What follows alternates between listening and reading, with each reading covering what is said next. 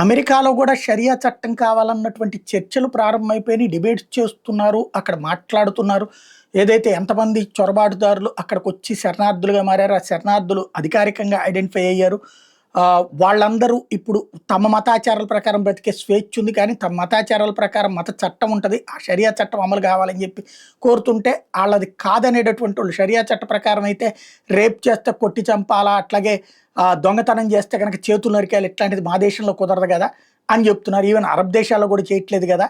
షరియాలో ఉన్నటువంటి మీకు అనుకూలమైనటువంటిదే కాదు, చట్టాల ప్రకారం అయితే ఇట్లాంటివి కూడా ఉంటాయి అన్నటువంటిది ఈవెన్ ఇండియాలో కూడా మాట్లాడుతుంటారు. అయితే ఇప్పుడు వాళ్ళలోనే ఒక ఇష్యూ నడిచింది. ఇమాం ఎఫ్ కాసిం ఇబిన్ అలీ ఖాన్, ఈయన తాజాగా ఒక దుకాణానికి వెళ్ళాడు. అది ముస్లిమే నిర్వహిస్తున్నటువంటి అమెరికాలోని వ్యాపార సంస్థ. అక్కడ పోర్క్, ఏదైతే పంది మాంసానికి సంబంధించినటువంటి వంటలు ఉన్నాయి, ఆల్కహాల్ ఉంది, లాటరీ టికెట్స్ ఉన్నాయి. ఇస్లాం మతాచారాల ప్రకారం ఇవి నిషేధం. ఇస్లాం మతాచారాల ప్రకారం మద్యం సేవించకూడదు, అమ్మకూడదు, ఏ ముస్లిం కూడా తాకూడదు.